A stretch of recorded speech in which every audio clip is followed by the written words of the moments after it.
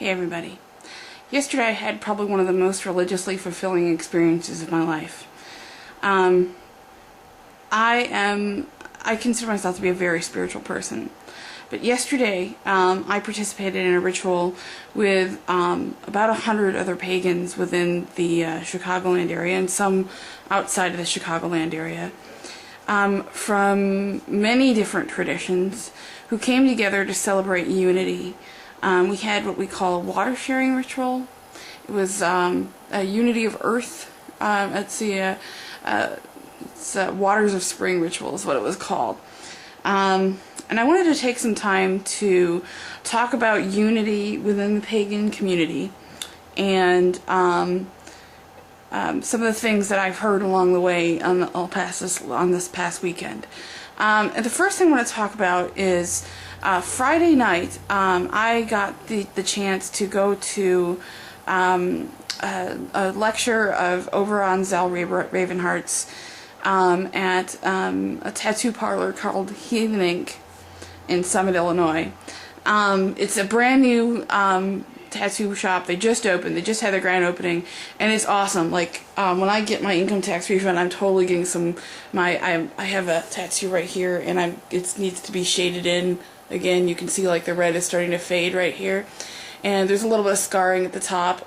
So I wanted to get it touched up a little bit, and the touch-up job for that big of a tattoo is only going to cost $60. So her prices are really, really good too. So but anyway, I'm getting off topic.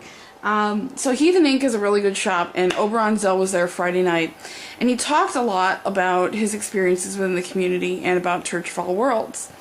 And one of the things he said that's great about the pagan community is how we embrace what we call religious pluralism. And we talked about this also the next day when I picked Oberon up and took him to the ritual. So we got to chit-chat about religious pluralism within paganism and how we don't judge each other for our beliefs. And that, we leave that up to the religious exclusivists, and that pagans in general aren't really concerned about what people believe, but, if they're there to support the community. And I totally believe that. I think that, pagans are starting to embrace other communities more and more, like we're starting to embrace Satanists. And I personally have a problem with it when people throw Satanists under the bus, and they usually do that because they don't understand Satanism. There's many different forms of Satanism, and, just to name a couple users here, Venus Satanas is definitely a pagan Satanist, and Jack Winters is definitely a pagan Satanist. They have different views on how they view, the idea of Satan, or the deity of Satan. They have different ways to see that, but that they both have satanic paths and pagan paths at the same time. And yes, that is possible. Because Satanism is, a philosophy as much as it is a religion, and you can definitely bring in elements, and I know other pagans and Wiccans that do this too, that bring in elements of, for example, of Satanism into their pagan paths. For example, the rules of the earth, the satanic statements, satanic sins, and stuff like that. And I think that, those are important people to bring into our community. And not everybody feels the same way as I do. But I don't think it's as as universal as it used to be, because people understand Satanism more now than they did back in the 50s and 60s, where people just thought that they worshiped this Christian idea of Satan. Well, most Satanists don't worship the Christian idea of Satan. It's not true at all.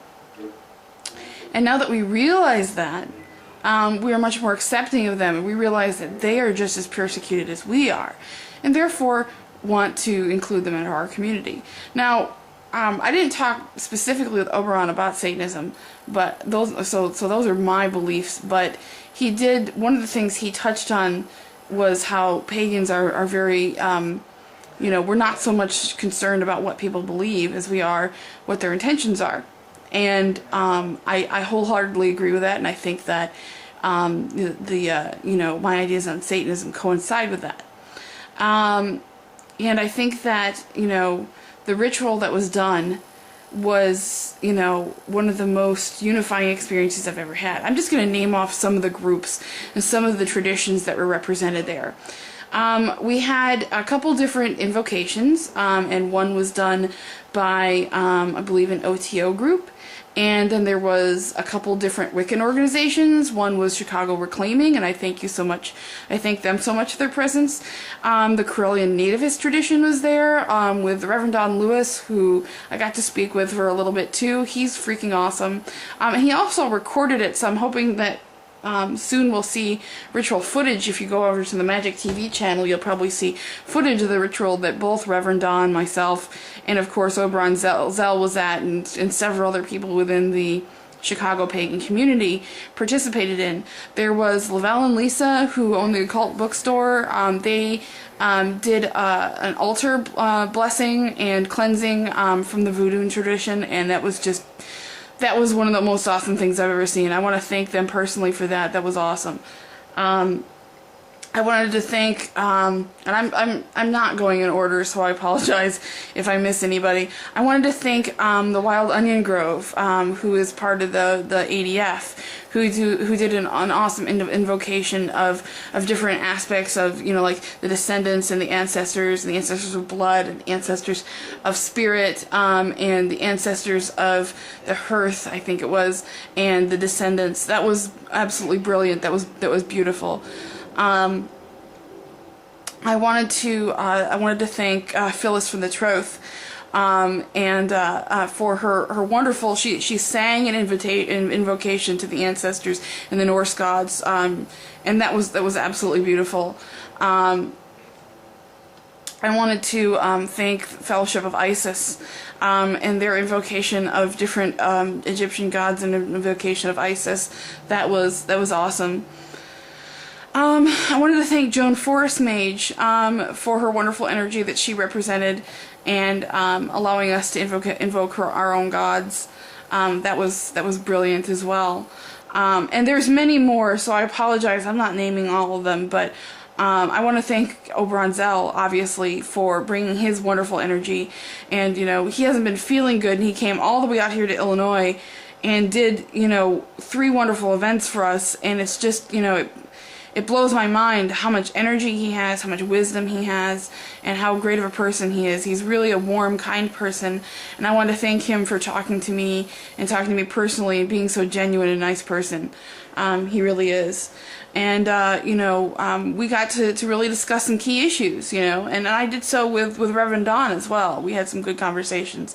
So it was an excellent experience.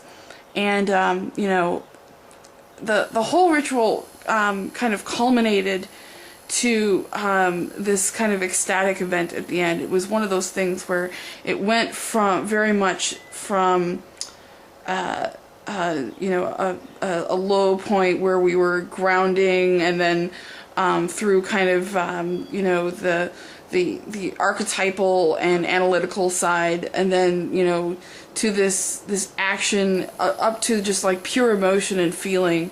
And it really did kind of, you know, course through all the elements and all the things that are important to us within our traditions. And it was so moving to see all those traditions together, you know, acknowledging our beliefs, even our differences, but that, you know, we are all here to recognize the earth in our own way. And it was, you know, it was very moving. It was... I really hope the Magic TV gets that footage up soon, so you guys can experience just a portion of what I experienced there that night. It was... I really can't put it into words. I rarely lose my articulation, but I cannot... my experiences there cannot be articulated into words quite easily. It was a gamut of emotions, and, you know, just bringing all these people from the community together. I felt like I was there with family. That's how I felt. I felt like everybody that was there was family, and I hope to keep that feeling for a long time. Blessed be.